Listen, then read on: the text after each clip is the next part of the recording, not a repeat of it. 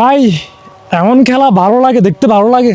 ভালো লাগে না ভাই। ভাই কম্পিটিশন দরকার বাংলাদেশের। তো ভাই একদম সেরা দল নিয়ে নিউজিল্যান্ডের সাথে নামে নাই, মুস্তাফিজুর রহমান নাই, আমাদের বাংলাদেশের সব থেকে সেরা টি-20 বোলার মুস্তাফিজুর রহমান, তাকে ছাড়া নেমেছে বাংলাদেশ। এবং ওভারঅল নিউজিল্যান্ডও কিন্তু খুব ভালো একটা স্কোর করেছিল, কিন্তু ওই স্কোরটা বাংলাদেশ পাত্তাই দিল না নিউজিল্যান্ড টিম বাংলাদেশের কাছে।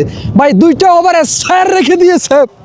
Exactly, what a performance! Tawhid Hridoy fantastic, Tawhid Hridoy just amazing he was. And Parvez Hossain Emon as well, ইমনও দুর্দান্ত খেলেছে। এবং লাস্টের দিকে এসে শামীম হোসেন পাটোয়ারি, ভাই আমার কথা হচ্ছে ভাই শামীমে কি খেলে দিল! মানে গরিবের এভিডিভিলিয়াস আমরা জানি, কিন্তু তার শটগুলো আজকে দুর্দান্ত ছিল। মানান আর না মানান ভাই, এমনি মারলে ছয় কিরে ভাই! আবার 2টা নো বল পাইছিল। সো ওভারঅল অ্যাকচুয়ালি শামীমের পারফরমেন্স লাস্টের দিকে দুর্দান্ত লেগেছে, তার ক্যামিওটা দুর্দান্ত চমৎকার ছিল।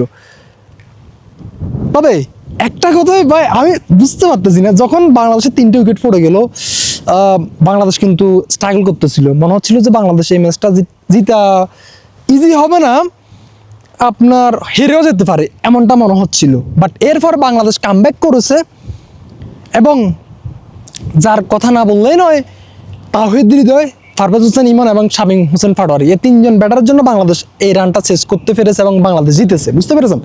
বোলিংয়ে রিশাদ হোসেন 32 রান দিয়েছে, ওভারঅল উইকেটও পেয়েছে, খারাপ নয়।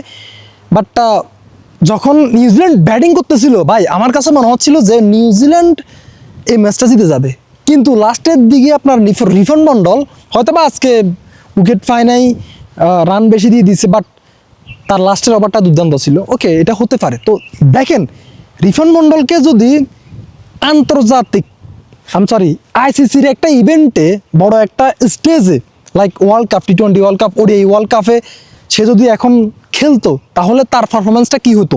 আমি গতকালকে বলেছিলাম যে রিফন মন্ডলকে এখন হইতে খেলাইলে সে এক্সপিরিয়েন্স গ্যাদার করবে, প্লাস নিজেকে ইমপ্রুভ করবে। সে কিন্তু ভালো বোলার।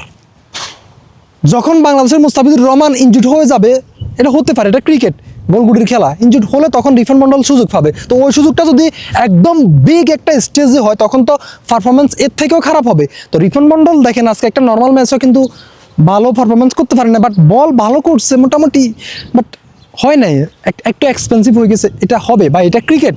সো এখন থেকে তাদেরকে সুযোগ দিলে, নিউ কামার যারা রয়েছে তাদেরকে সুযোগ দিলে এটা বাংলাদেশের জন্যই ভালো। এবং তামিম ইকবাল এই সিদ্ধান্তটা নিয়েছে, এটা দুর্দান্ত, আমার কাছে ভালো লেগেছে। ভাই আমি বলেছিলাম তামিম ইকবাল বিসিবি প্রেসিডেন্ট হয়েছে, অনেকে বলবে যে তামিম ইকবাল সামসামি করে, এটা করে ওইটা করে বিসিবি প্রেসিডেন্ট হয়েছে, বাট আলটিমেটলি যখন ভালো সিদ্ধান্তগুলো সে নিবে, বাংলাদেশ ভালো পারফরমেন্স করবে, বিগ স্টেজে গিয়ে ভালো কিছু করবে, তখন তামিম ইকবালকে আপনিই বলবেন যে Tamim Iqbal best president, Tamim Iqbal is best president of Bangladesh. Exactly, আপনারা এটা বলতে বাধ্য হবেন।